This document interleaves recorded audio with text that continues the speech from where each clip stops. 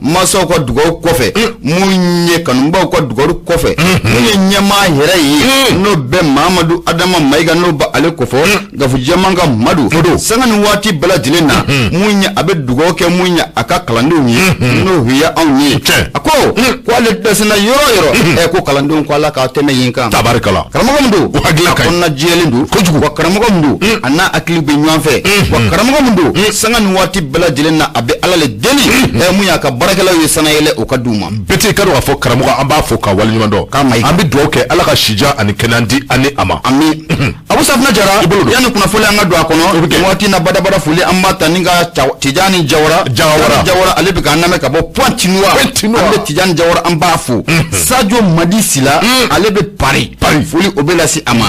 sirajantama an b'a dabɔ o cɛ wulila ka fɛn fɛ o ka kusa mun ye cɛ ka fɛn o wulila a fɛ ne bɛ n bolo n b'a a gosi ka don indépendant b'ale ta ti cɛw indépendant n'i y'a ta maa mun kumalen don a kɔnɔ o de ye Musa Sayon Kamara Musa Sayon Kamara i n'a fɔ n y'a f'i ɲɛna cogo min na mun ye cɛ kɔni a wulilen filɛ a deliko fɛ nin waati in na i bɛ na ye k'a fɔ mun y'an ka jamana premier ministre n'o bɛ Dr Sugel Kokala Mayiga n'o ba ale kofɔ kunun kɔni a ye pankuru kɔni ko o ta kunun n'o bɛnna octobre kalo tile 6 ma Dr Sugel Kokala Mayiga a ye pankuru kɔni k'i to ta ni k'i kunda mun ye Genève o kan Fatigiba ka fɔ la a ko mun de bɛ Genève i bɛ na ye k'a fɔ ko mun ɲinina Ala de ye sini yira an na n'o bɛ bɛn octobre kalo tile 7 kɔni o ma Genève n'i sera Genève i bɛ na ye k'a fɔ ko mun ye maa caman kɔni o na ɲɔgɔn sɔrɔ Genève o ma sɔrɔ dɔwɛrɛ fɛ don kɛrɛnkɛrɛnlen mun na a bolo dalen don mun ye kɔɔri sɛnɛkɛlaw n'o bɛ l'or blanc ko fɔ o tɛ coton ye wa kɔɔri t'ale ye wa a ko don belebele bamu ne diɲɛ bɛɛ lajɛlen kɔni bɛna ye a kɛnɛ o kan a bɛ kɛ Genève wa mun ye Sugel Kokala Mayiga ye a ko jamana in tɛ se ka to kɔ nin na cogoya si la a yɛrɛ ye pankuru ta kunu ni k'i kunda mun ye Genève o kan Fatigiba ka fɔ la a ko siga foyi t'a la sini n'o bɛɛ bɛ alamisa don ma octobre kalo tile 7 journée mondiale du coton a Genève a ko nin ye ɲɔgɔn ye belebele ye ɲɔgɔn ye mun ni a bɛna boli mun ye kɔɔri a ko a bɛ se ka yiriwa cogo min na maa minnu bɛ k'a fɔ k'u ye kɔɔri sɛnɛkɛlaw ye maa minnu bɛ kɔɔri fɛnɛ ni ka a yɛlɛma k'u ka ɲɔgɔn ye belebele ko a bɛna kɛ Genève Fatigiba ka fɔ la a ko n'i y'a jateminɛ k'a lajɛ an ka Bamaliba i n'a ye k'a fɔ ko mun ye kɔɔri bunakun kɛnɛ kan an bɛ jamana 4 de kɔnɔna o la farafinna o siratigɛ la mun y'an ka jamana faama ye n'o bɛ Asimi Koyita n'o bɛ ale kofɔ Duguli Asimi Ɔnsɔnɛgɛ Aya Asimi a kɔni ye mun ye cikan k'a di Sugel Kokala Mayiga ma k'a bila pankuru kɔnɔ ko a k'i kunda Genève o kan Fatigiba ka fɔ la mun ye Sugel a kelen tɛna taa nin kɛnɛ in kan koyi o sababu kɛ a n'a an ka minisiri 3 ɲɔgɔnna olu bɛɛ lajɛlen u donna pankuru kɔnɔ k'u kunda Genève o kan minisiri mun bɛ yen développement rural n'a ko fɔra a bɛ Modibo Keita Mande Masa a b'a ale kofɔ ale bɛ taama in na o bɔlen kɔfɛ ministre de l'industrie et du commerce n'o ko fɔra a bɛ Mohamed Ould Mahamoud a b'a ale kofɔ ale bɛ taama in na o bɛɛ bɔlen kɔfɛ ministre délégué chargé de l'action humanitaire de la solidarité des réfugiés et des déplacés n'o ko fɔra a tɛ Imam Mar Jara kofɔ wa ale fana bɛ taama in a bɔ o la tabarikala i b'a fɔ la mun ye an ka jamana premier ministre n'o bɛ Dr Sugel Kokala Mayiga kofɔ ani nin ministre ninnu kɔni bɔra kunun k'u kunda mun ye Genève o kan Fatigiba ka fɔ la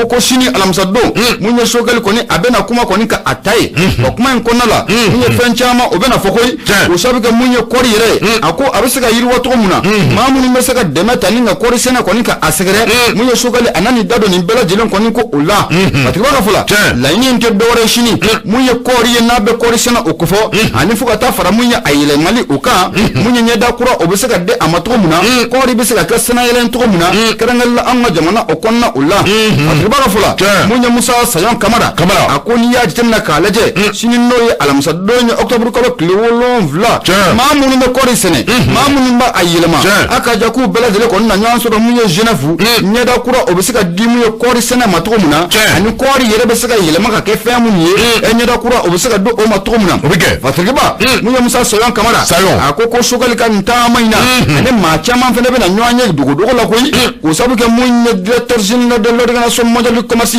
Sugel a n'o nasigi ka kuma a na mun ye jamana in a ka ɲɛtaa bɛ se ka sabati cogo min na kɔɔri ko la Sugel a n'o fɛsɛ o ye o bɔlen kɔfɛ mun ye an ka jamana premier ministre hali hali bi sogɛli ko la Maïga ale kɛ wa au commissaire aux droits de l'homme ani o fana bɛna ɲɔgɔn ye o bɔlen kɔfɛ au commissaire des Nations Unies pour les réfugiés ani ninnu bɛɛ lajɛlen na sigi ka kuma laɲini in kun tɛ dɔwɛrɛ koyi mun ye kɔɔri ye a bɛ se ka sanuyalen cogo min na jamana o kɔnɔna o la laɲini in bɛɛ lajɛlen sigi kun de ye nin ye tabarikala a tigi b'a fɔ la a ko nin bɛna kɛ don ye mun ye kɔɔri sɛnɛ fo ka taa fara mun ye kɔɔri yɛrɛ a bɛ se ka yɛlɛma cogo min na ɲɛda belebele o n'a di a ma a ko jamana in kɔnɔna la ɲinɛ n'i y'a jateminɛ ka san 2021 ni kana bila san 2022 la an ka jamana ɲɛmaaw ye hakilina belebelew de ta a yira k'a fɔ ko kɔɔri sɛnɛ kɔni jamana in ko farafinna kɔnɔna la ko a ka kɛ ɲɔgɔn tɛ ɲɔgɔn ma dan ye fatiri don sɔgɔmada na an y'a sama ka bɔ mun ye indépendant kɔnɔna la Musa Sɔlan Kamara ale kalimukalatigi bonya o b'a la bɛɛ kɛra k'a fɔ an b'i fo k'i waleɲuman dɔn a jara ne bɛ n tɛgɛ bon ka don a ko n bɛ bɔ ni sɛbɛn min ni o cogoya ko le soir de Bamako Laya Jara o ka sɛbɛn don a ye k'a dɔn k'a fɔ ko ka kɛɲɛ ni kalo in tile 29 ye manifestation ba bɛ yen k'a dɔn k'a fɔ ni o ye jɛrɛjɛkulu ye an na jɛ ka bɔ ka boulevard de l'Indépendance i k'a dɔn k'a fɔ ko an na taa kɛ ka yen fa i ko lahara bɔlɔnba lahara bɔlɔnba e de la ka se yan e mɔkɛ ma se o ma a kunnafoni d'a ma a ma di ne ma n t'o dɔn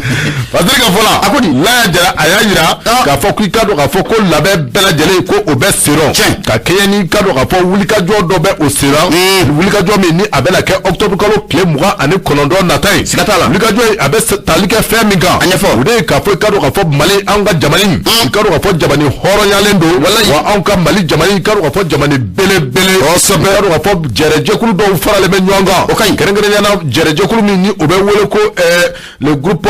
jɛrɛjɛkulu min ni o bɛ wele ko les remparts ni o ye mouvement rempart mɔgɔw ye ka dɔn k'a fɔ ka taa bila jɛrɛjɛkulu caman na ni o bɛ o tɔn kɔnɔ a ye ka dɔn k'a fɔ ko u kɛn bɛ ka bolo di ɲɔgɔn ma dɔ boloda min ni o bɛna kɛ lajɛrɛba ye min ni o bɛna kɛ bɔliba ye nin bɔliba in ko a bɛna kɛ ka bɛn ni octobre kalo tile 29 san 2021 nata ye wa a bɛna kɛ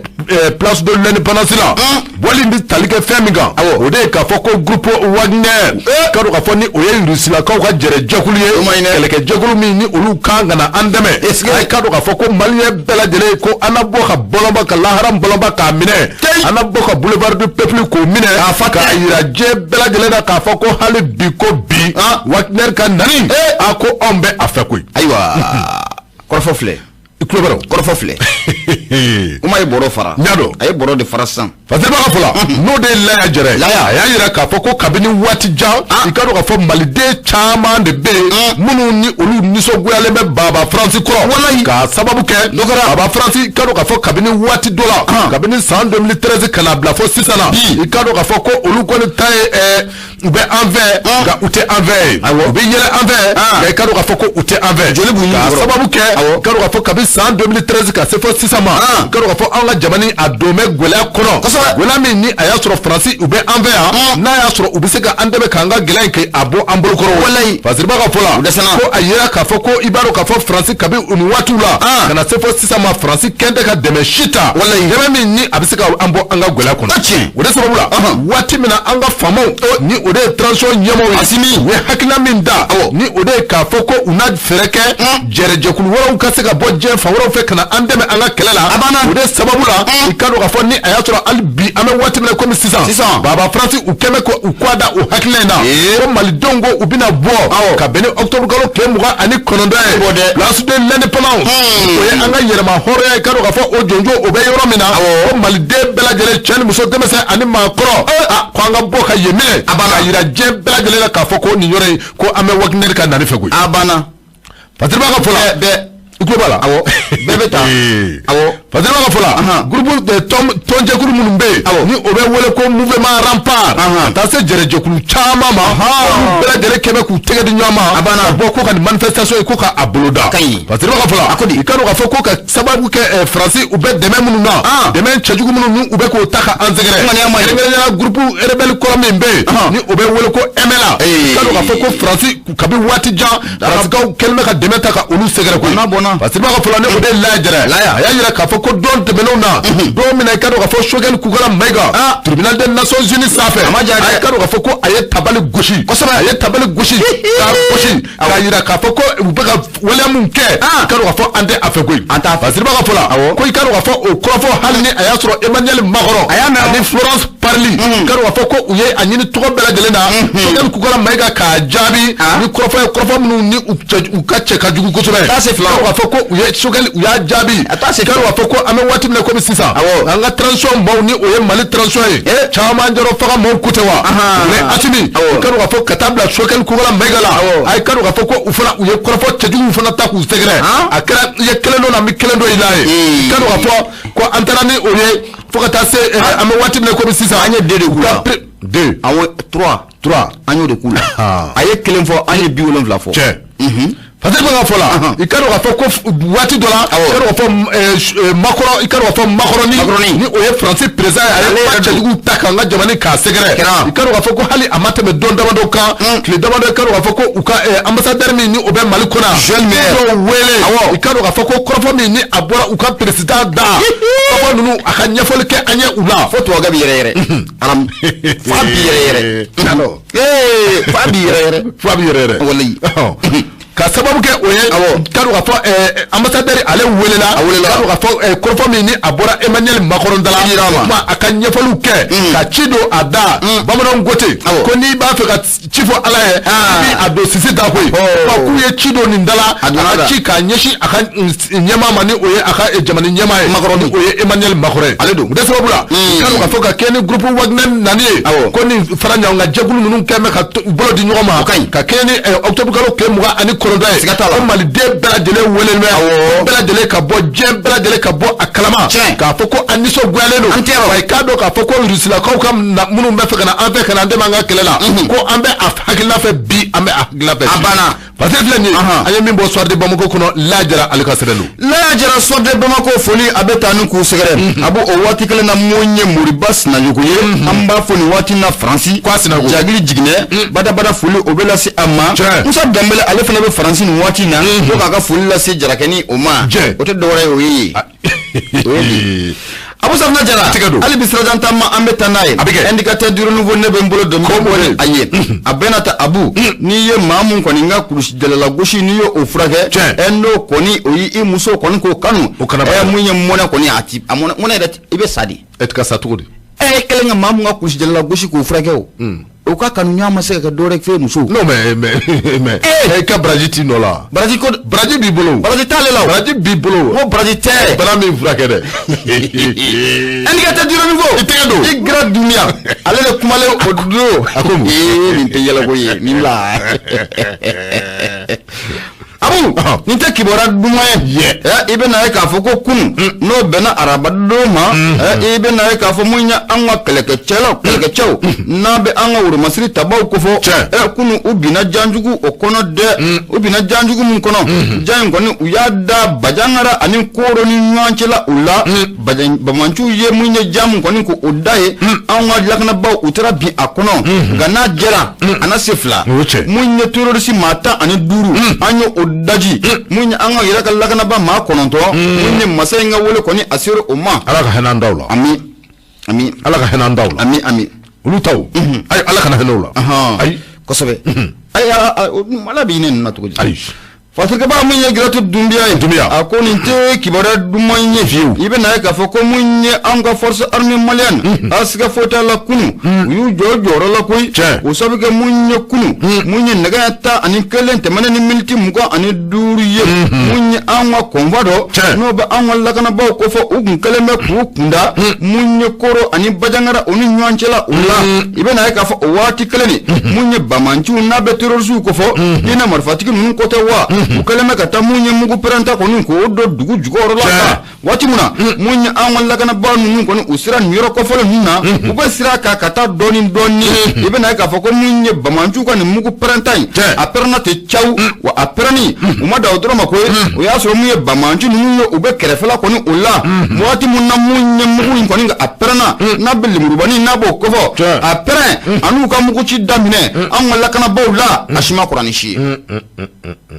Ah bon? Aïwa. Fatriba Kafola, Mounia Anga chef d'état-major général des armées, Akuna, Alekonia et la Kafo, Andoussou Toro, le Kosobe, Mohamed Domina Fokobi, est-ce que faut la Douskashi, Oba Ankoni, Anka, Gamouya Kibara, Mumbe, Noya Kibara, Douman, Koniye, Ebena Kafo, Abou Safna Jeranas Jera, Abisse Fla, Watimuna Mouya Bamanchi, Nunkoni, Uya Janko, Da Amalakana Bonye, Mugu Aperana, Kafroka Marfa Chili, Koniko, Damina Amalakana Baula, Malik Rasu, Jorola, Ibena Kafo, you Jorola Koi, Osaka Muye Bamanchu ye, Ulu Sebakora Bunke, Umanda Odroma Koi, Kasaroko Uda Uko, and ye Bamanchi Naka Mugufia Naka Gugibani Nia Tato ye, Bafoko Miki. Okay. Aram. Amalakana Bo, Abu Safna Jera, Ulu Dauko, Kwakaji, Kudauko, Kwamandi, Ibena Kafoko, Amanya Mungo, Emuye Bamanchi Taninduru Nana, Yofa, Anga chef d'état-major général à l'air qu'on y Foko, Kibara Mumbe, Bamanchi Mufara Kachan. Kachanwe. Aina nye chama vaula anataka ni vodro okay kacha fatiliwa fola atikum kunu ibana ka foko bamanju ukun sigilentale nyokwe usabuga wati muna kelela koni adabora munya anga pangru no banga kelege pangru o kon kofo oye wulika do blase nga jona enunku kuna yero kofolenka amanya munko munya dugumala bamanju be bunde samfela la fana ube bunde ko munya anga lakana ba koni ma kononto munya mata anikele olu banana munya mobile saba ibena ka foko olu fene ko ochiena Fatima vola munya igrate dunia ako ni ya jemna ka laje ya sika fotala anga kelekela na be anga lakana ba ko fo ul masiri taba ul kote wa unine mine no sisa na foko na o mai sisa ayo sisa ni mina sa no langa tika na bla te di mashima obana de Fatima vola munya bamanjunu nun koniye uya don ka foko buga kele sanfe ubuga kele duguma utena foko mangala ko ale dona kele la wa Abu Safna Jera uya jika budona lakana ba yu doko ku doko kakaji kwa mandi doko kwa mandi bamanjunu nun bolla ku ko moto koninto ansala ka moto mugwa onwana nin ko omina ulla folo tabaraka Fatima vola ako kibara konin sorola ka foko ambe domina na foko bigoni ale sisa munya anga pangru obuga fese ke bamanshi munu sarani koina usu ko sabu ko bolla ku ko su chama ni tui onyana amaka su sisa wa anyeni ni kono gwande bu blola awo ay wasigine ni yo kono te manu utamadi ku ka su tui ne ngani ya ye utara ka tui kono gwande bu blola abana nyana ube bunde sanfe halbi ala ka sebaya danda uma ube bunde duguma ko jugo kai ani adam nene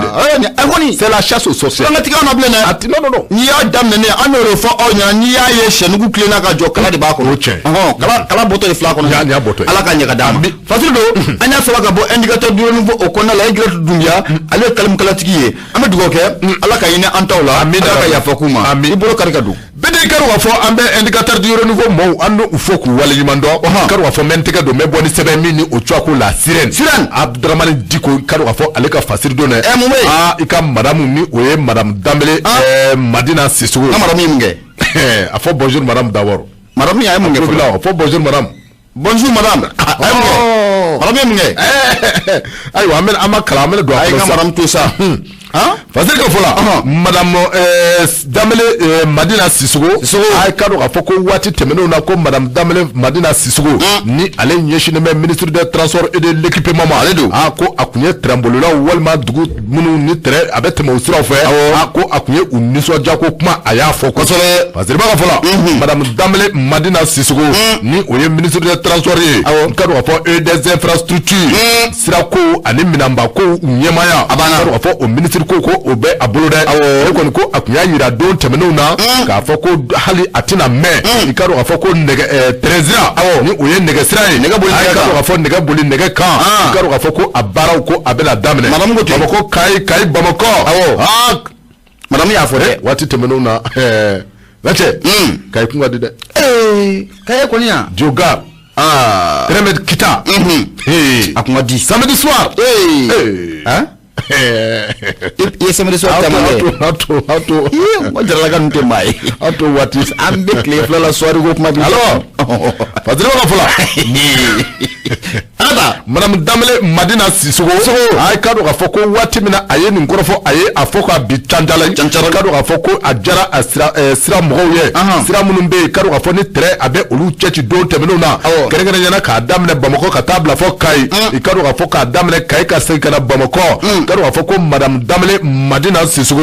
kado ka fo aye korofo aya boka bitandali ya yira ka foko hala atina me ko nega bina boli nega safa ko bazirba ka fola kado ka fo ni hakilami ni madame Damele Madina Sissoko ni aye korofo aya fo ay kado ka fo ko ajara araisira mo ye ko so onga ku kado ka fo ame wati mne ko mi bi madame aye korofo mi vo ani ame wati mne ko mi sisa ako akeme halni umafo ka fo ama aka korofo ateka wale ade ukasabali sa madame menalo kwa ma wale ade madame aka fo le ma wale madame menale madame Damele abenali aywa awo Patrick fola madame Damele ikaro ka foko dugumo ko o mena siralo ma munun be ni olu be tren be teme uka duguka siraw fe akikaro ka foko unye mena siralo kadaka don teme no na madame Damele Madina Sissoko akaro ka foko aye ni korofo mi vo akaro ka foko ajara malide ye kosobe ngere dugu munun be ni tren abe teme olu ka dugu sira fe ku olu ko ni miria janyana kadaka don la tawla fe mi be talike uka suroko la ko o yirwa o la Damele ko bidamne Patrick fola kikado ka foko mali kanka inyeshi terengo made kadaka iye mali jama ni dugoro ta kalaja munu ni olube wolo ko jamane munu me anga su regiona kerengere na klibi fe blo frafina aklibi fe blo jamane munu be kikado ka foko abela jele ga terengo ko asabati le meka temeni mali taka Patrick ka fola kikado ka fo madame Damele kikado ka fo wati mina aye ni ngoro fo aya fo ako trezira mo ko ufebe niso jara ame wati me ko mi bi ako trezira mo ku bi nyinga madame Damele aka kuma ga ku bi nyinga a donkala maro ay Patrick ka fola madame Damele aya hakilami ni aya ta trezira mo segere ko aya yira ka fo ko trere ko ana bolli damne de abike o daga ko do la so mada jona fe aku kado ka fo ko uye trengolo do labo o trengolo ko tara jemesi dala o ngorole no de ko tara tuche jemesi dala kado ka fo ko tara tuche ka segi kana ko madame Damele ko uye tegara fo ko ga yira ka fo ko ko ni ma yira ka fo ko tere ko jabi se ka bolli damne Patrick ka fola ka bo Bamako garila ta jemesi dala ko to me kilo tampanya ngo kan tren tara tuche do ko ka segi kana ko o tren kado ka fo ko mali technicien de o réparer le ko o taru o senaje ko mata yoroshi ko ka boya ndoro ko da jemesi dala ka segi kana ku kado ka fo ko ko tere ko anyana Patrick ka fola ikado ka fo wati mina ni ngoro fo ko afora ko tren mamunu be ni o chemino ye ko unana niso jakusobe ko nga ku ya yira ka fo ko abi sandama do bo ko ulu ka baro chenembe wa femi be taliga sefa wari haga dola o be ulu ni gwerma che kado ka fo hali bi ulu masra o kan masra Patrick ka fola kan masra ukanga trade taka duma Patrick ka fola ikaro ka foko tere ko aye turu kele minje ni amache wa ma accident ga franjoro ko madame ko aya yira ka foko ni minflanye ma yira ka foko mali tere ko alabena ko wa ko tere ko abisega barake ko shemno ko yani uka barake ni tere ngolo ko ye ko akaka uka tere ngoro de sa tere ngoro munu ni ubisega bara dula make ni ndere ko munu flanye ikado ka foko utesega bo karla ka tandene na ko Patrick ka fola ikado ka fo madame aye ni korofo mi ni afora wa ko ajara shemno ye kusobe ga ikaro ka fo ko unyemena sirala ko yale madame kuma fa ka imuke bo la wa ya madame Damele muke bulo no madame toke madame Damele Madina toke sa ukasabali sa madeko ukasabali ko kabi madame aye ni korofo en ko ka se fo bima ko ikaro ka fo ka ta dola ka se bima ko tere ko ama siffler abe siffler abe kule sa naga ba kashi anaga madame Damele abe naga ba kashi aywa Patrick ko ikaro ka foko anakeni madame kuma fe ko ulu nyaare sabali kadaka uye tere wuli dono so ma da jona fe ikaro ka foko ta turu che jemesi dala dro nga segi kana jwa nola ko ni ma ka foko tere ko wuli to fleni Patrick fleni anya mimbo siren kono Abdraman Diko alega sebenu siren Abdraman Diko foli obetani ga segere no wati namunya Alassane Fofana ka bo France ko la am Alassane Fofana me foli tani ka asegere bura jawara ni ya ale nato ya ambe foli tani ka asegere Abu Safna Jara la sira nebe mbolo do mbe bona ale te tiaw ni mbona na ye Abdurrahman dugure ale kumale odo digo ako oyamashi no ko fora abe office malien de l'habitat ota ale yewa fo ta fra munye ministre de l'habitat ka ako jone be fe nu ma fla ola ko jone be fe ga munye anwa duguli asinu ane sugal ko kala maiga ko bara ko ninka asabote ninga alla no ko bolo transition ko na ola afo mado funa be o baro la ble choka sabali se ngolo juguma ina ngu kasabali ay ni mo mi akoroba ibayo ay do marfa juguru akoroba samara bakle ko na planete de colonisation samara bakle ay planete mais o de atala marfa juguru bi ambi bere glen marfa juguru samara bakle jomuna jumane da fele o betani ka segere la siran munya Abdurrahman dugure akumale odugo ako OMH ani ministre de l'habitat ni ma flajo ne be faka mu transition na baro akli na bamu nu ya taka foku be na fela jamana okona la ni ma flala ko jome faka baro ko ninka achien munya Abdurrahman dugure ayira ka foko malide mbela de ngara shire tenendo no benan certa mo ko klem muko umma munye logement sociaux akilo ko ninko odira logement sociaux na akofara jamana yara beso bele mun jonni ka adi mauma ena musaga abe sara doni fatriba ka fula akoko mu ye digo fula o temanen ko fe digo flana e ko ni ngara mu ye tenando no bena serta mu ko klem muka o ma mu ye programme na akuyera ka foko du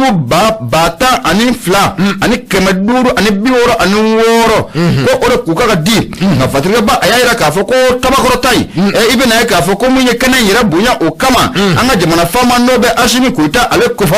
asimi kuita ayira kume kenen koni ukamoi nga fatriga ba munya Abdurrahman dugure ako ko muye dua kun kele o temenen kofe ibe na ka foko afora ka foko yoro ndira mamunu gajiga koni e fora ka chi no liye logement social koni asro nindugo flana na e utoko ka masika dwalibi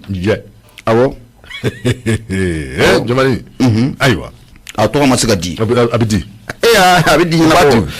Patrick ba mi Abdurrahman dugure ko akoko mom ye logement social mun adili ko flana no okera leni tenendo no bena septembre ko klem ngo amma ibe na ka foko mamu ko nimbe no olu ko maseka afamia mun ye so en ko ako akera to muna ni ya ashem fola ko abeti jo ma bakele ani kemeshegi ani ma bakele kemeshegi ani bishegi ani kele ako ni ya ashem fola ni jamana fama aki sembi kono koro tabi alaka maliko ni ka anesase jamana fama ki sembi koro ninga ta ni clé di ola ninga ta clé ninga ta adi kasoro munye twengo ni adira mamuma ulira buguna tiga ko o madon flom fatriba la fola ministre mun de l'habitat kuna no de ministre Brema Kamena ale koni ko leruta mawye ka foko mamunu gardiga koni ye fora chini digo flana ina e ko so ni ko utwa ko obina buguna tiga ko abena do fatriba la fola munye Brema ye ayo kuma fo munye kenen koni okam fatriba la fola munye Brema Kamena ye ma chama koni kun siglema ka amakono munye tokan nu abiseka dito muna mamunu gardiga ye farachi nindigo flana na logement social tabakoro la eko akoko abiseka nyedon toko muna fatriba ka fola ko dua kun kelen koni o temenna ali bi maw toko ko amado ako ko ningal lebeke fa juma ne kelema sababu ye mu malidon utika seka mu logement social kura munne adira septembre kalo klem muga utika seka amaw koni ko obugna tika ka do malidon ta do jamana fama ira ta do abido fatriba la ako kuma ulla ibana ka fo ko munyanga jamana premier ministre no beddo ke sugel ko kala mayga no ba ale ko fo ko sugel ko kala mayga ale de keleme ki senda to ko ngam folo awo cho ni ko mo to ko manye ati nyanabo jega kala to ko binya to ça c'est vrai Fatriba la fola ako kiboria osorola ka foko munye docteur Sugal ko kala maiga ko munumbe ako abolo koro lishi na aya fese ka jetemine ka laje anana ka foko mado ko nimbe utwabe ko ina e ko ani sada ere ton tatita nonfe una mangam bi una mangam sini Sugal ko kala maiga usiratiga la ko ye kiboria ko ninka alla se munya krefe mado ko ni ma ka ira ka foko min to munum fleni ka foko logement social ko adira ni mamuma ko ni min to ko ni na atoko no utemana anaka sababu aklina bele mun mo ulula la mun ye miirina belebele ale ni jamana faama na ni nka miirina in kɔni ka a kɛ ji la ten cɛw o sabu kɛ olu miirina tɛ dɔwɛrɛ mun ye yurugu o bɛ se ka kɛlɛ cogo min na ɲangilibaliya o bɛ se ka bɔ an ka jamana o kɔnɔ la cogo min na wa mun ye nin tɔgɔ min filɛ nin n'o tɔgɔ ninnu kɔni tɛmɛna a n'a ka sababu ye hali M5RP olu ye laɲini min kɛ walasa mun ye jamana a tun bɛ maracogo jugu min kɔnɔna la a bɛ se ka bɔ o maracogo jugu kɔnɔna la cogo min na ko a na kɛ sababu ye o hakilina fana ni ko o daji Fatigiba ka fɔ la mun ye Abdramane Dufule a ko o siratigɛ la sa ko mun ye docteur Choguel Kokala Mayiga ale kɔni kɛlen bɛ k'i sen da tɔgɔ ninnu kan fɔlɔ ko a tɛ se ka bɔ abada ayiwa bi mun bila nɔ mun bila la dɛ bi mun bila na dɛ logement social dɔw bɛ yen aramu a tigiw t'a kɔnɔ kabi ATT bɛ balo la waati min na kabi aramu non c'est vrai abi maa mun n'a ka k'a d'u ma kan ka d'olu ma n'a taar'o kɛ n'i ye logement social yɛrɛ tɔgɔ ta k'a lajɛ ani a bɛ ka di minnu ma n'a taar'o kɛ business y'a bolo ye a kɛlen bɛ business y'u de o business tɛ to yen ka tɛmɛ yan dɛ o bɛ kɛ o tɛ to yen o tile banna pewu o banna pewu on te prend on te place en ŋoni bien sûr an ka taa alors BDK ko fɔ ne bɛ tɛgɛ don a bɛ bɔ ni sɛbɛn min ni o cogo ko la nouvelle libération a ko di la nouvelle libération MT ale ka fasiri don dɛ MT hali bi ko fɛn min ye l'enfant chouchou don tɛmɛnenw na o bɛ wele ko Karimu Keita jamanakuntigi kɔrɔ Kacho on s'en vient on s'en vient a ma ye fɔlɔ dɛ a bɛ fɔlɔ la min bɛ a bɛ ka min kɛ a ma nɔgɔ dɛ Faziriba ka fɔlɔ ni o de ye MT nouvelle libération kɔnɔ a kɔni y'a yira k'a fɔ an bɛ waati min na komi bi jamanakuntigi ale denkɛ kɛrɛnkɛrɛnnenya a n'a terikɛ dɔ fana bɛ yen ni o cogo ko Musa Jawara ni bɛɛ lajɛlen min a dɔn ni sécurité d'état kɔrɔ o ɲɛmaa kun tɛ wa a b'i n'a fɔ Fasiri ka fɔ la a b'i n'a fɔ k'a fɔ ko ninnu kɔni bɛ ka don ko dɔ rɔ ko min ni o ye kɔni ka réseaux sociaux sanfɛ walima i ka dɔn k'a fɔ u kɛn bɛ ka application dɔ bɛ yen n'o ye Subahana mansi ye Subahana mansi dɔ bɛ u bolo an bɛ waati min na komi bi kɛrɛnkɛrɛnnenya Kacho ale min ni a bɛ jamana a ko ka nin waati na Subahana mansi dɔ bɛ yen k'u kɛn bɛ ka fɛɛrɛ ni dabali bɛɛ lajɛlen tigɛ Subahana mansi ni a cogoya ko Enso groupe o ka dɔn k'a fɔ nin na kɛ application ye téléphone na logiciel don o ka dɔn k'a fɔ israélien olu ka logiciel dilannen don logiciel a bɛ mun de baara kɛ o de ye k'a fɔ ko ka dɔn k'a fɔ an bɛ waati min na komi bi jamana kɔnɔ ni o ye Mali ye lajɛlen bɛ a kalama k'a fɔ don tɛmɛnenw na jamanakuntigi kɔrɔ ale nɔfɛmaa caman bɛ yen kɛrɛnkɛrɛnnenya a soma dɔw bɛ yen ni u ye jamana ni u ye a buruja k'a fɔ an bɛ waati min na komi sisan hali a soma dɔw bɛ yen walima minnu ni u ye jamana u ye a nafolo u y'a fusugu dɔw bɛ yen nɔ i ka dɔn k'a fɔ olu hali ni a y'a sɔrɔ olu bɛ bolola bi u bɛ mɛnja la a dɔw bɛ yen i ka dɔn k'a fɔ u bɛ jamana u bɛ a ko kan u bɛ mɛnja la ka fɔ la Karimu Keita i ka dɔn k'a fɔ nin application walima logiciel min ni a kofɔtɔ filɛ logiciel in bɛ baara min kɛ o de ye k'a fɔ i ka dɔn k'a fɔ n'i ye logiciel n'i y'a sigi ko bɛ ka kɛ jamana in kɔnɔ ko bɛ ka fɔ Mali kɔnɔ fɛn o fɛn ni a bɛ ka passer WhatsApp sanfɛ Facebook sanfɛ maliden bɛ ka fɛn o fɛn fɔ olu ma a ka dɔn k'a fɔ ko Karimu ko a bɛ nin bɛɛ kalama an tɛ butomani dɔ ɲini ayi butomani ko tɛ koyi ni kɔni kumana ni a bɔra da ni da la ou bien lettre foroko ni min ta sɛbɛn lettre kɔnɔ téléphone kan ka ba Abu Safinɛ Jara n'o kɔni don n'i ye sɛfan kɔni kelen ka maa min kungo sɔgɔ gabakuru ka janfa de b'a la o tɛ se ka kɛ o Faziriba ka fɔ la n'o de ye MT nouvelle libération kɔnɔ a kɔni yirala k'a fɔ ko Karimu Keita ni o ye jamanakuntigi kɔrɔ Kacho ye hali ni a y'a sɔrɔ a bɛ jamana kɔ kan bi ko jamana kɔnɔdenw bɛ ka fɛn o fɛn fɔ maliyɛn bɛ ka fɛn o fɛn fɔ ko ni o bɛ ka ta ka olu sɛgɛrɛ walima hakilina minnu ni o bɛ amaliden la bi n'a bɛ ka tɛmɛ réseaux sociaux sanfɛ walima téléphone sanfɛ hali ni an bɛ k'a fɔ n'an ma kunnaja ko Karimu bɛ a bɛɛ kalama an donna o fana la ko a bɛ nin bɛɛ kalama u donna o fana la u donna la Faziriba ka fɔ la a b'i n'a fɔ ko nin logiciel min walima application min ni a filɛ nin ye a ye ka dɔn k'a fɔ ko israélien olu ka israélien i b'olu dɔn kɔni awɔ Israël awɔ ko israélien olu ka application do ni a labɛnnen bɛ ka bila nin cogo in na application in a ka baara kɔni a ɲɛsinnen ni mɛni ma ni o de ye k'a fɔ ni kɔrɔfɔ fɛn o fɛn ni a bɛ ka fɔ olu ma Karimu Keita ka dɔn k'a fɔ ka se a nɔfɛmaw kelen kelen bɛɛ lajɛlen hakilina fɛn o fɛn a bɛ ne ta mɛn yan a bɛ ne ta mɛn yan Domolo i ye nin min fɔ a bɛ nin mɛn a bɛ nin mɛn an bɛ ka fɛn o fɛn fɔ a tulo bɛ nin bɛɛ rɔ an ka taa an ka yan ta ale ma ɲi dɛ ayi an bɛ ka fɛn o fɛn fɔ Karimu tulo bɛ nin bɛɛ rɔ ayi sabali sa tɛ sabali bɔ an tɛ jinɛ jɔbali y'o de f'i ɲɛna fɔ n'an ta kɛ buguruda ye en ka temi abo ama fo pia amen aka amen ela chiera be clé sabali koy ngo aka amen frondo boro koro tisota fo te nta problème ka tisota ngo tisota te ngono aywa aram fatiri ka fola ikaro ka foko ni application mi ni afle ni karimu bolo wa comme hali ni atem mali kono ga korfa fonfe ni abeka taka segere ikaro ka foni obeke sababu ya telephone sio whatsapp ani facebook ay ikaro ka foko ni korfa nunu bela jele mali de fonfe hali ni bika tokodala ni ye kelebo karimu ma ye kelebo ibeka ma ye kelebo tawala ma ngani akamu sigile klobe ni bela jele la oya kunwe fatiri ka fola abina fo directeur koromi ni okume sécurité Twala no ye Musa Jawara abina fo ale fana ko ani Karimu anakina fo ko ni beladele ubeni njekuli no damagele min ko nana nu ye fere beladele ke kan ni application wala ma logiciel karo ka fo ka sigi wala sa komunu ni abaka teme jabali kono hali ni ayatro ale te mali kono bi ale siga bo akalama subu wa na ayatro akanga duru do fieno wa ana duru do fieno na kanga to anola Patiba ko no de MT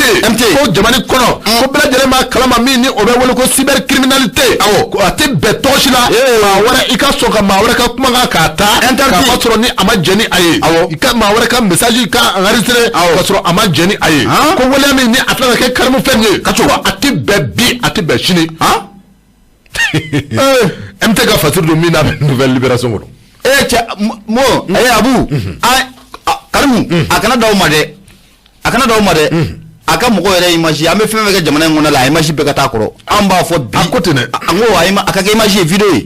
aka ke video sabali koy wow ka mo bi ane alluga mo bi mamun be yere inna mena mu fiena abu tanga sigi bana ati matu de tanga sigi bana ati matu wa mi toni ale bomu ni ma tonyo bomu ni du to woche na ale bomu ka be jigiti du ibi yere nyini abu safna jara ali bi sradanta ma ameta nae ama ira kanu molo ka foku sogolembe ukara do mandira no de Noura Fm bi kono to ani nani to mi murumuru duru amela seliga ni wati na ka bo jola koroji ko mani wora dala te chaw ne go durusra 76 33 43 03 ne be mbolo goshiga do nouvelle libération me bonne aliye mamu kumal na akono ode Mohamed Agi Aliyu akoko bonne jumane bina munye PDG Stone Mali no de Ibrahima Jawara nambele de kama ko damangle wati na munye damangle no ye Ibrahima Jawara e munye critical la kaw u keleme ka bla ko jokuma ba okono ubika fese na dum gina jomisani konala mama fa refa parce que lu ba damne jokuma bala ka jigi jomisani na ni jigina okonala daro sikata la amano gore Abu Safna Jara ko jalaki jumane binen don PDG Stone Mali okan Ibrahima Jawara ibe na ka fo wati temono na kabi wati munna munye alaka ina Amadou Tumani Touré la no be atite kofo alak me fangala wati munna ale ya aklina dota kamirna dota munye avion mumbe na mafo ko ni san fina doro ayela san fe akamugu chi sanka jigi yakli ben ko ina ba hagli balake avion go be siroble na yanu ka ke o ka tolu ke ka keleke gonga le juko votre bala fola comme akoko munye Ibrahima Jawara PDG Stone Mali munye karogla izini bele munno ba en fait mana okonna la o PDG côté wa ni wati na munye critical ko ni o keleme ku nyamuru ko ni ko obo Allah votre bala fola comme o mosro dore fe ibe na ka fo ana jamana premier ministre no be docteur Choguel ko kala maiga kale ko fo ko kala maiga mirina ne aklina mumala nguruku abisaka kele to ko mona ka bo anga jamana okonna ulla usiratika la nyamuri koni abora mwenye Ibrahima Jawara la PDG Stone Mali ni duyo ni cheko fole njete na kala jem de Ibrahima Jawara ye ni wati na abe ulika joni chesiri chamani la mwenye Amerika ko fe umasro dora fe miri namba yerala akli namba la ka fo ko mwenye masage nyini na be jamana president nyini ni ko fo ya ko dona na tawla ko abini kamba onofe fatiko bana fola fatiko mwenye Mohamed Agi Aliyu akoko mwenye malde maliden chairman be o be ni chen ko ni uba ado ani kaye ka fo maliden chairman fana be olu to ni che ko fele ka adomoy la ni wati laban nuna ni che ko fele na be Ibrahim Jawara na ba le ko fo PDG Stony o ta ale wa aka kuma ko a cheyale ndo o sabu ga mili na mu be ni che ko fele na abe faka ka munye jamana nyema yera ko ni ko abenata abu sabna jira no de fiya ni ka kusi ne wobala kana la ni sabe ka ile yiri sabe de ina yi Fatiki bara fola akoko ni chako fole no be Ibrahim Jawara no ba ale ko fo maliden chairman ya fo ka fo ko ni chen ko atran na folo de inimu ye jamana ko kan kana ko ka suro kana na folo nin kana investment ko ke anga jamana o konna ulla nga maliden chairman ta do ka fo ko ni chako fole mun ye na folo musa ga chairman ayo de suro mun ye maliba o konna ulla o ma suro do fe mun ye l'opération plus provoqué awo atete ka haglaw atete yaklina muta ka fo ko ni safina donc avion do nyini awo mi ni safina do abe muchi awo donc ça obekaji a resira mene Allah atete dagawula Allah ka henala ami haglaw kunga yifanula Fatiki baka fola akoni duyo ko njate mina ka laje ibe na ka fo ko munye sangosa munye shefa 1 milliard fla o nwana ka be atetebe fangala domuna e foka na blame domuna ko bi o milliard fla wa be ka bo ni avion kuina avion jora albi o warbe ka bo ko dabla sa wa fala chabi chamani tamandi de quoi Fatiki baka fola munye Ibrahim Jawara ni ya jenna ka laje ale Ibrahim Jawara ale de toko fole no munye ni panguru ko en koni ulla ko o sabuga munye ni panguru ko nya akobala de lentara kalfa munye Ibrahim Jawara Stony ale nyama ba umma o siratigalla munya nga jamana premier ministre no be docteur Sugal ko kala maiga no ba ale ko fo Sugal ko kala maiga ayeni ni ngalike mun ko nya abe tugoji aka fese munye malidonye o sabuga kabe wati muna Amadou Tumani Touré ala kayina Amadou ala be fangala wati muna na folo kasabi muna be bo sangosa ni ngata ni avion ko ina abeti jomu sefa 1 milliard fla onwana ulla munya dabali banko milliard fla abe bansa abo bo sangosa anga jamana musa na folo kesu de konna ulla onata be munya avion ko fole adale no dishiga avion dale no dishiga ga onata be wari bugabo halbi no se collation ndi no are ati jaw kan be fese ati no are premier ministre ko no be docteur Sugal ko kala mega ko fo akoni ko buna ko ka fese de o sabu ga munye ma jekulu do de farno nwanga sawosa ubani na fulo ko ni ka bo anga jamana kesula ka poshi kolomba fa la te ka so me avion yire adalema dishika avion te wuli yire e ba fama ka avion ko jora menaw la jibrama ya ka fama bega ya ma utiliser ko non bo avion awar bidi ga war be ka bo halbi zawo sa 2 milliards voilà Sugal u sena kan folo ku seda ati bo ku seda war ka war munun dona dape ko lu nyini Fatiki baka fola akoko Sugal ko akoko abe fega do ko abe toji détournement mun kala mun ko ina yurugu ko mun kala mun ko ina akoko ka fese alibika ko na bubo nywana abu sabna jala femu yere be no biga manifi yere kamara gambi ni avion ko mun na abe fola ta ne Ibrahim Jawara na nyama ya kuma ale bolo Ibrahim Jawara ko abi na fo pamuru nyira ko mali tata koy Ibrahim Jawara yere biga pamuru ninka ame domina ko bi ko yere ta ote kamana ganko ote zonko le fenti u kana to ile comment alors and so ma blegwe Fatiki baka fola Ibrahim Jawara mu na be ko folata ibana ka foko ni wati labanu nuna ay jekulu do ko ni sigi sena jekulu mu nanga ma mouvement malien tout court mouvement malien tout court wa o mouvement malien tout court ori le manaka ka parti politique oye o sawge munya Ibrahim Jawara akli na bala ka foko dona na tawla ko munya jamana nyema ya nyini ko abina ikamba o nofe kanga avioni wari afaka sa ni wari mashitata ni koni atita ko siya karila woni ewo milliard fla ayesta haya minge ko dun ba fonu abito onyene boy be andata Fatiki baka fola akoni e dossier bele dossier mu ne procureur général ko no be kasongo o kofo akanga mu tabali ko nka goshi o sabuga alebe ministre la bi critiquer ko ka ministre do ni dossier ko aka grifo ga foko aka gri mu ya asibi na aklina muta mamunu be irugu ko kle jinɛ bɔra maa malidenw hakili bɛ nin ko na bilen est ce que an hakili bɛ nin na ayi fiyewu jaja avion ko yɛrɛ an ta jaw wari bɛ ka bɔ jaw bɛ ka wari bɔ o ka tila k'a fɔ ko o bɛna candidature don awɔ ko ka président tɛ kabako ye maa si t'a ta Stonmani président kɔni n'o bɛ Ibrahima Jawara ko fɔ parce que b'a kɔni y'a yira k'a fɔ nin waati laban nin na a kɔni yira k'a fɔ k'a bɛ munumunu salo la mun ye Américains fɛ yen o sabu a bɛ fɛ k'i kanbɔ mun ye président la n'a tilala munumunu salo la a bɛ segin ka na an sɔrɔ yan miliyari 2 in de yan miliyari 2 sigiyɔrɔma joli san joli kɔnɔ a bɛna n'o ye fɔlɔ n'a nana dɔrɔn an bɛ taa fara cɛ dɔ n'a kɔni jɔra a la wari a ko kɛra cogo min na a b'a ɲɛfɔ a ka se k'a fɛsɛfɛsɛ de n'a jɔra a la f'a ka sa non Fati ko n'a sɔnna ka bɔ libération kɔnɔ i bonya o b'a la bɛɛ tɛ kari k'a fɔ o ɲɛna i bɛ tɛmɛ fila sabali sa tɛ safunɛ sahara d'a ma an ka e mina awɔ ne tɛmɛ e y'a bu safunɛ hali ma bɔ ni min kuma kalama fɛnɛ ta voilà bɛɛ tɛ kari k'a fɔ ne bɛ n tɛgɛ don i tɛgɛ don kɛrɛnkɛrɛnnenya la n bɛna bɔ ni sɛbɛn min ni o tɔgɔ ko kabako fadunuya aw fabarabali kabako ko i kari k'a fɔ Bugu Jara a ka sɛbɛn don Bugu ko di ko i kari k'a fɔ an ka taa Mamaribugu n y'a dɔn Mamaribugu ale filɛ sɛbɛnni kɔrɔ o kɔfɛ koyi maa min bɛ yen ni o tɛ tɛmɛ den tagani dɔ ka san saba baɲanko maa minnu ni an bɛ u wele nanzarakan na ko albinos dɔw yɛrɛ b'u wele ko yefugew mun kɛra parce que b'a fɔlɔ mun kɛra yefege la sabali k'olu to yen sa kow tɛ sen dɔ sisan wa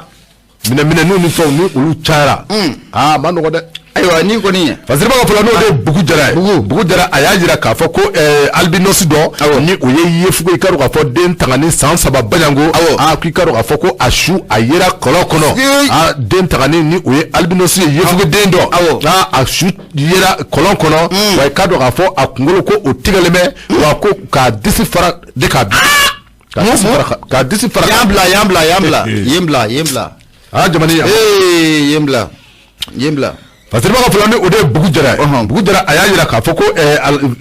septembre kalo tile 8 tɛmɛnen na fɛn min bɛ tali kɛ Ali Keyita i ka dɔn k'a fɔ nin ye albinos ye min ni o ye yefuge ye i ka dɔn k'a fɔ yefuge ani an farafin an bɛɛ lajɛlen ye farafin de ye wa an bɛɛ lajɛlen ye adamaden ye an bɛɛ lajɛlen ye Ala ka maa dalen ye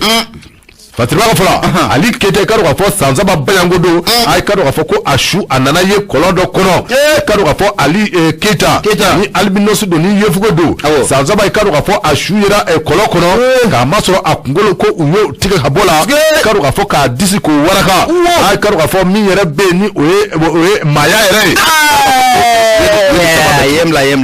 yen bila i pan o kunna i pan Fatiri b'a fɔlɔ i pan ko nin wale a kɛra Mamaribugu n y'a dɔn k'a fɔ o bɛ commune Kati ale kɛrɛfɛ n'o ye commune de Mandé i ka dɔn k'a fɔ ani Sɛbɛninkɔrɔ u cɛman jan koyi nin wale ko a kɛra ye waati min na i ka dɔn k'a fɔ ko den tagani ni o ye Ali Keyita ye Ali Keyita i ka dɔn k'a fɔ ko a tun taara maa dɔ bara o muso in o n'a kɛ lajɛlikɛla ye i ka dɔn k'a fɔ ko u tun taara lajɛlikɛla in fɛ lajɛlikɛla in i ka dɔn k'a fɔ don dɔ la i ka dɔn k'a fɔ denmisɛnnin dɔw fana bɛ u ka du kɔnɔ min ni o bɛ fɛti u taara ɲɛnajɛ la ɲɛnajɛ min ni o bɛ wele ko anniversaire i ka dɔn k'a fɔ waati min na i ka dɔn k'a fɔ Ali Keyita a taara o anniversaire kɛyɔrɔ la Bugurdala in fɛ ye bi cɛ i ka dɔn k'a fɔ ko Ali Keyita ko a ma ye koyi jɔn fɛ yen Bugurdala o k'a minɛ a ɲɛ dɔn an ka taa Fatiri b'a ka fɔ la a ko i ka dɔn k'a fɔ Ali Keyita a taalen Bugurdala fɛ semaine dɔgɔkun kelen kɔnɔ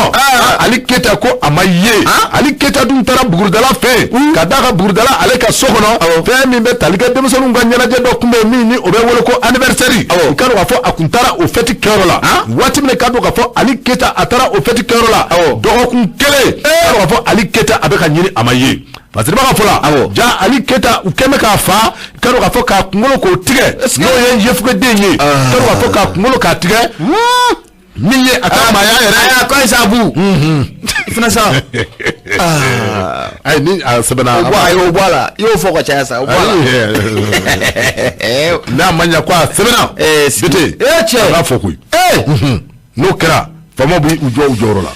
Fatiri ka fɔ la i ka dɔn k'a fɔ a ka maaya taa se a disi ma i ka dɔn k'a fɔ k'o waraka fɛn min bɛ tali kɛ a biɲɛ la i ka dɔn k'a fɔ ko u ye nin bɛɛ lajɛlen tigɛ ko ka taa n'a ye fɛn min bɛ tali kɛ a su yɛrɛ la i ka dɔn k'a fɔ ka sɔrɔ ka o fili kɔlɔn kɔnɔ Fatiri ka fɔ la maa tɛmɛtɔla dɔw kɔni waati min na Ali a abeka nyini ay kanu ga fo ko akoni adnana don to jumena watimna uya fa yoromina ikanu ga fo aka donvilu tunu de dale yera kolondala yera ka fo ko aliketa abeni koloyin kono asiba ga fola yoroni bela de na ikanu ga fo betemi ni obe wesendugu ayelama afu nyelama kana fo beti afo brigade territoriale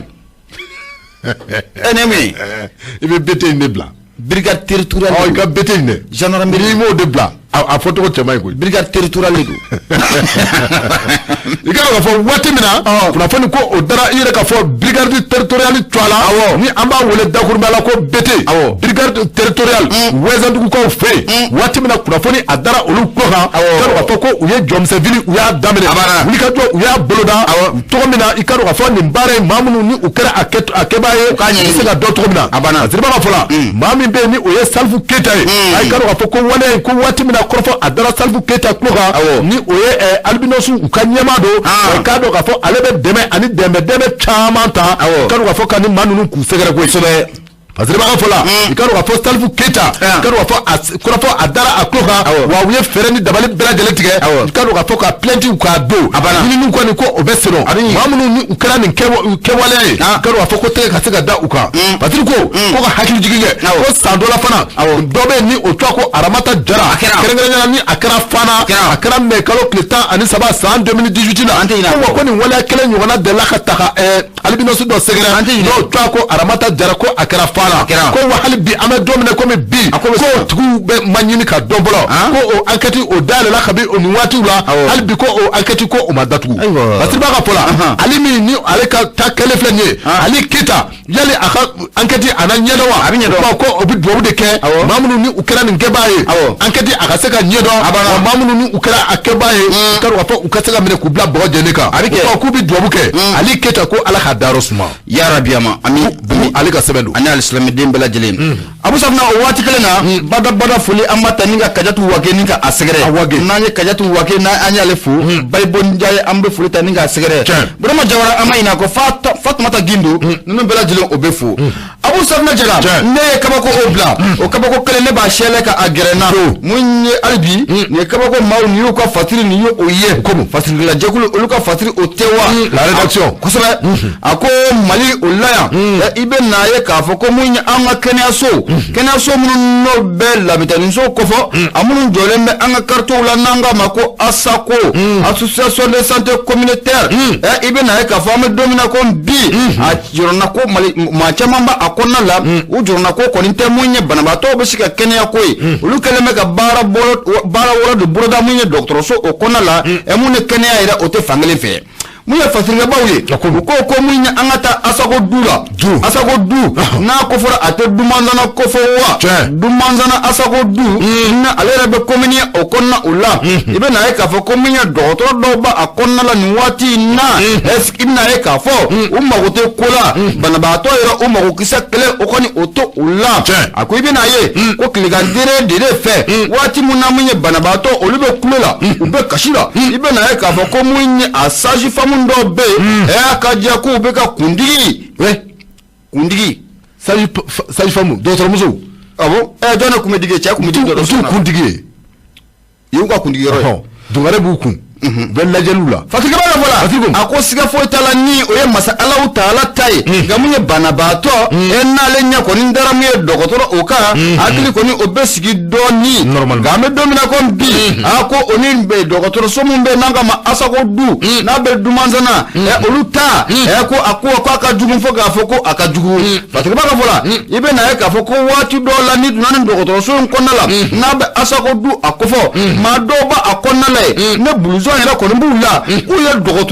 dokotoro bara yera utanye ni ka adro fatima ka fola o dalu gelengele nye fe jumene akoku yera ka wuli ka doke wuli yera chesiri kramanga ni ka ablapse oka ibe na ka foko mun dokotoro so mun chama be kerengel la munya asako due no ye dumanzana dokotoro so oye ibe na ka foko mun ye dokotoro ube bana ba to yera ko ni ne toygwe ku ka temenu ko bara uye walsa mun ye dimini ubo ke foka ta fara mun uka enfer misamanou ma e o benu chama ne ka banabagatɔ yɛrɛ kɔni dalen ka a to ye a ko asako nun kɔnɔ la bi ni donna a kɔnɔ la i bɛ na ye k'a fɔ a yɔrɔ ninnu kɛlen bɛ barokɛ yɔrɔ o ye a yɔrɔ ninnu kɛlen bɛ musow ka tɔnsigi yɔrɔ o ye a yɔrɔ ninnu kɛlen bɛ jagokɛ yɔrɔ o ye parfum bɛ feere fini bɛ feere a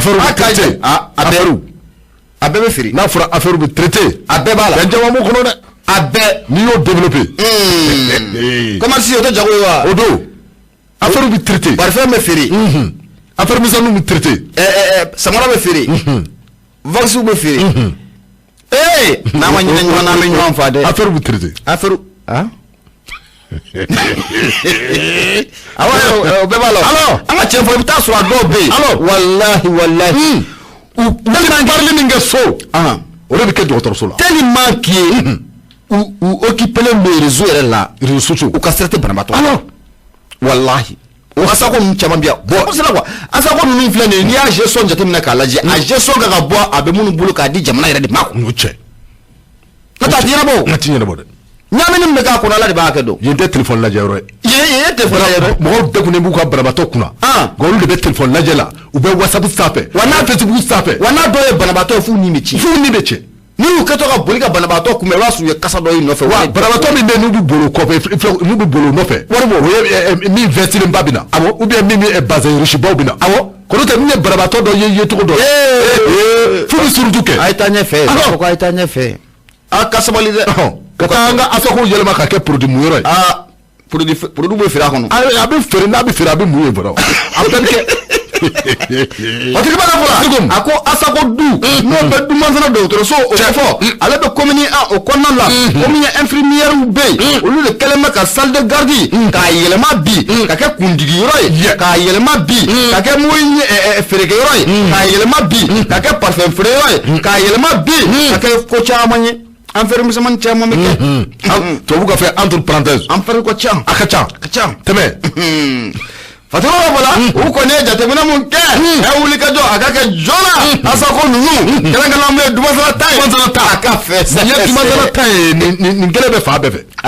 bɛ yɔrɔ caman na dɛ ne yɛrɛ b'a caman dɔn yɛrɛ i b'a caman kalama ne yɛrɛ b'a caman dɔn dumasana ta de sɛbɛnnen filɛ nin ye n ko ne ko n bɛna tɛgɛ fara docteur dɔ tulo kɔrɔ asako sisiw la n'o kɛra ne y'a fara ka tɛgɛ fara dɔgɔtɔrɔ ka pikiri k'i la asako sisiw den dili ma k'i ka pikiri kala den asako sisiw o yɔrɔ jumɛn ale ye docteur a filɛ nin surabuni farala yɔrɔ la nin n bɛna tɛgɛ fara dɔgɔtɔrɔkɛ fo don a tulo la dɔgɔtɔrɔkɛ ou bien dɔgɔtɔrɔmuso ayi n tɛ muso bugɔ cɛ dɔ bɛna fɔ ayi kana muso bugɔ mais jateminɛ Abu den dili ma i ka pikiri kɛ den na u bɛ den tɛgɛ bɛɛ kɛ wo ye jeli sira veine ɲini jeli sira ɲini dɔ awɔ u b'a sɔgɔ a fɛ na ala n'a kira cɛ n'i ka banabaatɔ kɔni incompétence o de don incompétence sinon n'i y'a sɔgɔ kelen kɛ sɔgɔko fila n'a ma ɲɛ tentative kelen fila o kan ka reçu n'a ma reçu i bolo ni fɔlɔ ma reçu filanan ma reçu incompétence i ka ɲɛmaa wuli incompétence o kana mais i fɛ e k'a ye de awɔ o bilijɛli bɛ taa kara kɔ a tɛ taa o kɔ i taalen don bana furakɛ ne ye bana wɛrɛw bila a tigi la a ma kɛ baara ye a bɛ k'o ye ala k'a ɲɛ ka da ami an ka taa bɛ te i ka dɔn k'a fɔ waati kɔni a bɛ k'i tɛlu yanni waati ndolaci kunnafoni dɔ bɛ yen i b'o lase siga foyi t'a la Abu Safinɛ Jara waati a bɛ bolila an nɔfɛ nka siga foyi t'a la mun ye bi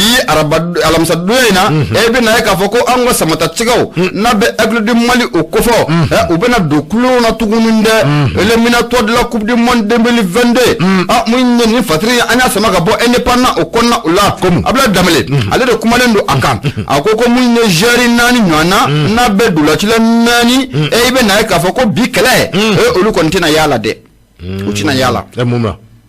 b'o la u tɛna yaala a balontan bɛ bi yan Mali bɛ se bi an tɛ balontan e ma ye n ko i k'a kalan an tɛ balontan hali ye balontan kɛ ne ka so bɔ ka du bila o ye ayi ne kɔni ne ye balontan yɔrɔ taga de dabila munna a dabila n'i ma fara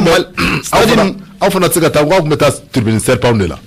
tribune serpent kɛ o tɛ aw ta yɔrɔ yan o t'anw ta yɔrɔ ye kulu sanfɛla ne tɛ taa komi wari bɔ t'o la n fila dama ma taa ye ayiwa serpent kɔni kɔnɔ n fila dama ma taa ye nka mun ye terrain nege bɔnna o bolokuru ye tribune tili Sissoko ko tɛnɛ ko tili de y'a nege bula i b'i ka carte bɔ ka jira k'u ye journaliste n'o kɛra o b'i sabali sa ne tere kon ti arrêter santai ne a bla peu tili de anige boy parce qu'on est blanc joue blanc gagne. Blanc joue blanc gagne. On est sadicide. Ça c'est le sadisme. Oui. Bon, c'est bien. On est sadicide. Pour ça. Rouge fana be joue, rouge fana be gagne. Alors, moi je suis pas un jolbis mais on est sadicide. Non. Mais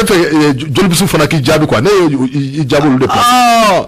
Rouge joue, rouge gagne. Wati beta. Rouge joue, rouge gagne. Il faut le dire. Allez, une photo. Répétez. À la photo. Gagne. Blanche. Répète. Abu sabna jara. Ibe na ye ka fo ko muye kibada ko ni atuna. Ka fo ko muye anga dula tila nani. E ko olu ko ni stena ye ni dula tin ko ni ulla. O ma soro dora fe. Ibe na ye ka fo ko ubana ni ko ni odo.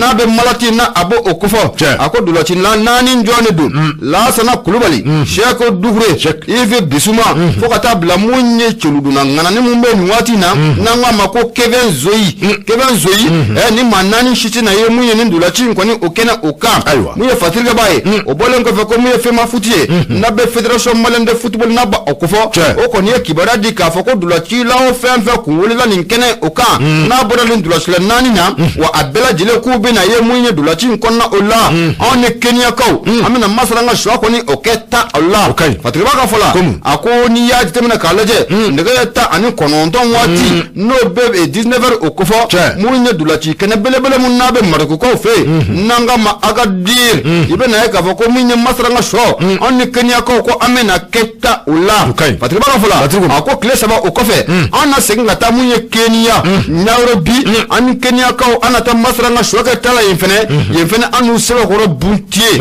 patri ba fola ako ni ya jemna kalaje munye ni dulachi abe bla munye coupe du monde 2022 o eliminatoire abe bla okonna ula ni du ye pulin jetemna kalaje munya anwa samata segale nabe eglu kofo olu de be joro folola munya kurunani abu ubolo u fadinje mun dalembu uka no be Kenya okofo ani munya yira ko nganga dulaka agushi bi ma point fla ko obo obolo no be kurufla obo ofo kurufla obo obolo munye wanda munye kurukele obo obolo uganda fene kurufla oba ale bulu amadu waka nga samata segoye bikoni Kenya chikofe chinyefe bete ikaru gafo antenye do balongola kasoma nga ngoni be min finyana Kenya kaw ubise femina we bulide awo isen bolti be ya famu awo nga dolachi ambi olu ba de be walo furatela o sika kabila pe furatela o sika kabila mo luchide munya lasana fofone ame fulita ni ka segede anu kaka amadu jalo la jalo ke flage ni yale na wati aisha chiama fokosebe andana abu sabna jara wati ko fele gonna ni jo wati sira asira sisoko buga ansingale ka foko wati sira ngoshili kala de akra domage dokera ani wati na safuli amata ninka alaka ine Alhaji Mohamed Jallo alaka kala ni Bayaku Jallo mori ama fo sura bunna nanya alefo munye Burama Traoré Sobri info Burama kamara modi ame fulita ninka fene segara ka donga kanyeshi ama ko bana ko alaka fiye nala sura ka abo nanya alefo sa munye Ablaye Marama fo farala suku ko nala dogoni Mohamed Mara Sidiki Mara Yuba Mara ni bala jelembe fu presik taka dugu kono Bulay Traoré jamuka inte fo ana furumso ko ambu fo presik taka dugu kono la Mariam afuli obetani ko usegere no boray bada fuli ni watina ambata ninka aja bakuru Traoré ne raka ko msu jagne bugula aja bakuru Traoré alibefu amar jabate ko raka do sura bugun na me fuli tan nga segere ka fayna ko ajabate tani ko bala jelen segere sine juma ide sine ini patron bare awo madu awo bar maiga